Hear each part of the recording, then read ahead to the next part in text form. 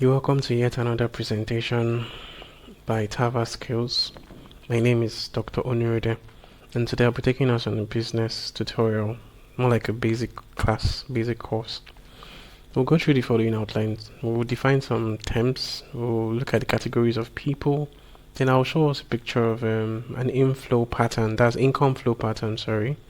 Then we'll look at types of assets, then sectors of investments for those that have money but do not know where to invest in, and also some online skills bonus that we are trying to run in TAVA Skills. So definition of terms. The first term to define is income. What is income? In simple language, money that comes into your pocket or bank account. So as you can see, this is a picture of somebody having money in his bank account. So this is his income, assuming he just got paid. So this is the money he has gotten. What are needs? Needs are items, commodities, and skills purchased with money to attend to current or immediate requirements for basic well-being. So there are things that the person actually needs. It could be items, could be commodities, it could be skills. On the other hand, wants are activities, items, or anything purchased with money to satisfy cravings or ego. So it's not as if the person needs them, but person just craves for it or just wants to feel among. So those are wants. Expense, items, commodities, or activities purchased with money that don't necessarily take more money out of you, but they take money, but they don't incur more money because they don't usually require maintenance. Examples can be eating in a restaurant like she is here, going shopping, or going to the cinemas. It's just a one-time payment activity, or rather a one-time payment for the commodity. Those activities, those commodities do not necessarily take more money out of you. So expenses can be divided into needed expense and wanted expense. Just use the definition of needs and wants above or in the previous slide to get what I mean.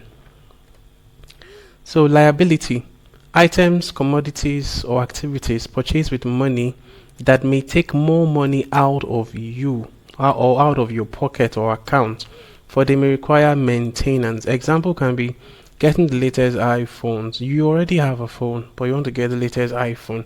Getting the latest iPhone might require you buying another SIM, maintaining the airtimes, many more things to do to maintain the phone.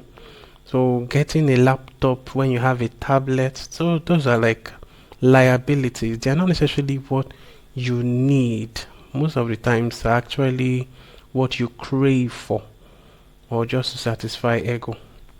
So that's just it. Even hotel luxury like you have here. Assets are items, commodities, skills, or investments that needs money and time to create or develop, and once mature can create inflow of income for you.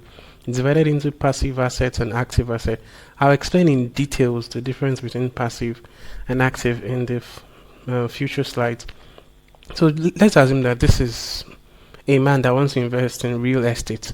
He gets a house. Probably he buys this house. The house is not in good shape. He renovates it to become something like this. He might not be living in this house. He might actually want to lease this house to get money. He may have spent some good amount of money buying the house, but the house is now used again to be able to fetch him back money. So he may actually get back what he used to buy the house and even make more profit out of it.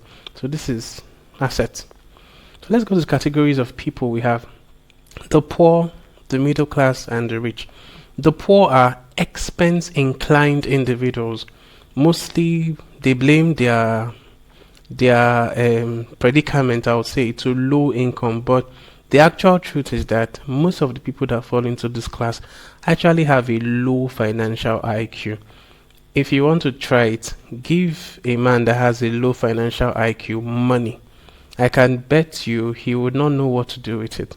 He would just think of how to enjoy himself, to cure all the sufferings he has been suffering for a long time now. The middle class, on the other hand, are liability and wanted expense inclined individuals who have enough money to attend to their needs and grow their income, but are kept here in the middle class corner because of their mind inclination to attending to cravings and ego.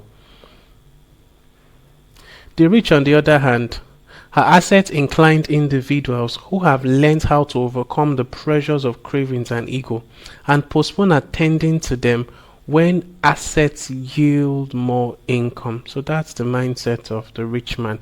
They get income, they think of how to invest what they get. After they've attended to expense, majorly expense, they rarely dwell on liabilities. Their mindset is geared towards getting assets. So the assets yield more money for them and they are able to make more income. So being in any of these categories in the previous slides, that means the rich, the middle class, or the poor, is independent on one's level of income. It's majorly a function of one's financial IQ. So let's look at the income flow patterns. This is the income flow pattern for a poor man. As income comes in, he is expense inclined. He just thinks about how to satisfy his immediate expense. The middle class, on the other hand, as income comes in, yes, some go for expense, but some actually now go for liability. And getting this liability further raises the expense level. So this is why they are kept in this chain. The rich, on the other hand, as income comes in, they have some expense, they have some liabilities, but they majorly focus on getting assets. And the assets they get now further raise their level of income. So this is the mindset of the rich. So let's go to types of assets now. Now let's go to types of assets now. We have passive investment assets and active investment assets. So these are the types of assets that we have. So what are passive investment assets? Passive investment assets are assets that don't really need your physical presence or efforts to yield profit. Money grows on the platform as a function of time. So there are several platforms that you could put your money into that will yield money for you. You don't need to be there. Examples are Ponzi schemes. The likes of that came some years back, Ultimate Cyclers, likes of plenty of them, I don't forget them. Then stocks and shares, and even HYIPs. HYIP stands for High Yield Investment Programs. So HYIPs are online businesses that will tell you invest for 6 months, we'll give you this, invest for 3 weeks, we'll give you a return of this. And even cryptocurrency businesses, that is, some persons just want to buy bitcoins, and when they buy bitcoins, they'll just keep the bitcoins in their blockchain wallet or whichever wallet they're actually using and wait for the dollar price to go up. So once the dollar price goes up, they sell. So these are examples of passive investment assets.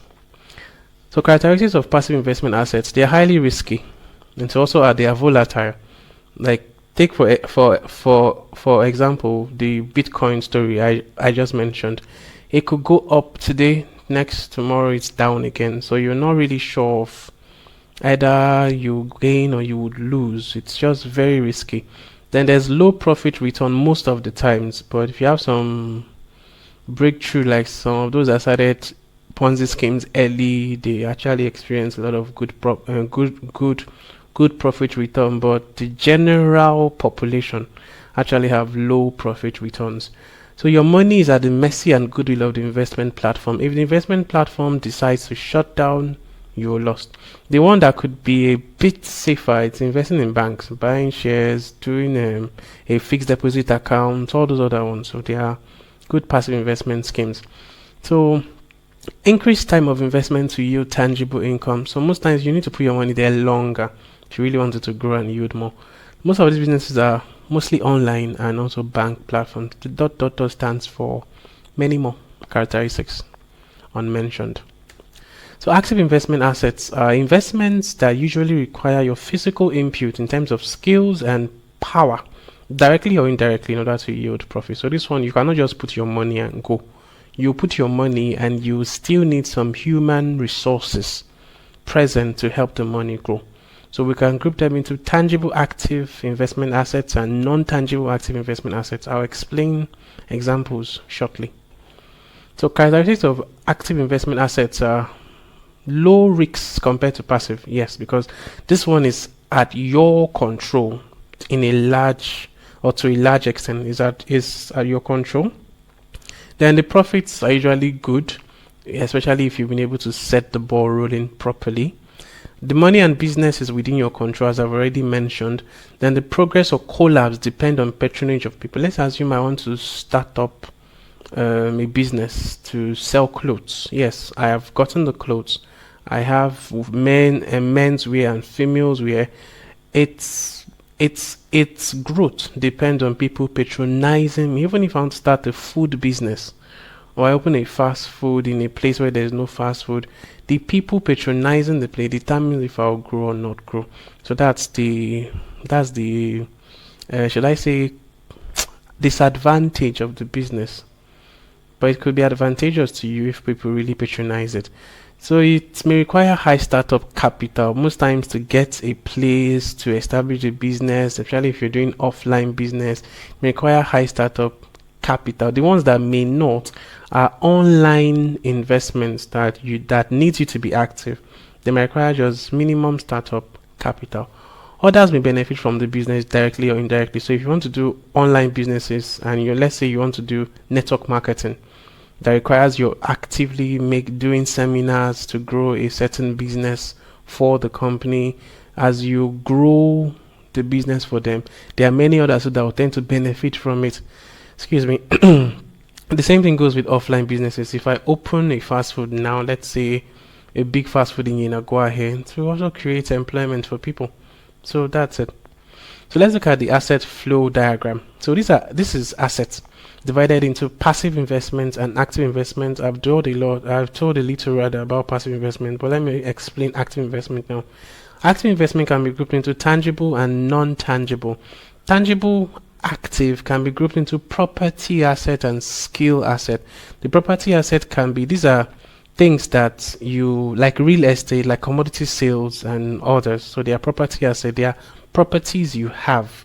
It's in a certain location and it's yielding money. Skill, on the other hand, is within you. You can decide to give this skill as a service, or you can decide to teach others this skill as a tutor, like what I'm doing now. Like we're offering web design classes at TAVA Skills. It's a skill I can give. I can design somebody's website and make money out of it, or I can teach persons how to create a website and still make money out of it. So examples of skill, tangible, active assets are professional jobs. Being a medical doctor, being an engineer, being a footballer, it's your skill. It's fetching you money. They also have online and offline skills. Online skills, like some of us know how to do webinars, websites, graphic design, podcasting, Photoshop, and the likes of many online skills like digital marketing too. So it's a skill that can fetch you money. Then offline skills also can be, you know how to weld, you know how to do carpentry work, you're very good at painting. They're online skills, so they can actually fetch you money through the giving the services and the teaching too. Then talents can be grouped into this, but the fallback for talents is that it's not so easy to teach a talent. Talent you just gain from giving it as a service. So that's it. Then the non-tangible active investments are majorly online businesses. They are non-tangible. You can't really see them, but you're making money out of them, like multi-level marketings, affiliate marketings, the likes of online businesses that you have that require your activity to make money. So I have money to invest, but I do not know where to invest. All right, there are several sectors you could invest into. We have about 12 of them: food and agro, shelter, fashion and beauty, healthcare, ICT, transportation, education, entertainment, power, oil and gas, charity, and politics. So you look at all these options and look at what you have, your finance you have, your passion majorly should drive you, the needs you want to really solve. So the food and agro investment is a very huge one. Persons always need food and agro. Shelter too is needed, and fashion and beauty needed. Healthcare, in fact, nearly all is needed. But this investment that we're doing here in TAVA Skills is actually in the educational sector. We're making lectures on skill acquisitions, lectures on tutorials for academic work, and we're making money out of it. So this is the sector I chose to put my investment. So yours could be entertainment or anyone. So this lecture was brought to you by TAVA Skills. TAVA actually stands for Treasure Audiovisual Academy. It's an online tutorial platform involving impacting her participants with knowledge and skill in several areas. It has two TAVA lectures, which is involving teaching academic syllabus, and TAVA Skill involving teaching several online and offline skills. So that's what we major in. These are the programs that we're trying to set up in TAVA Skills. Web development tutorials rather. It's actively on now, so we have some persons coming in to learn how to design a website. You can contact me. I'll show you the contact soon. We also have graphic design and art tutorials in progress. Then Photoshop is in progress. The rest are in progress. Even the business class is active. The rest are in progress. So my contact, this is the phone number to call. So you call this number. So you know you're active though. And the WhatsApp line is, this is WhatsApp line. You could call me. Thank you very much for your time.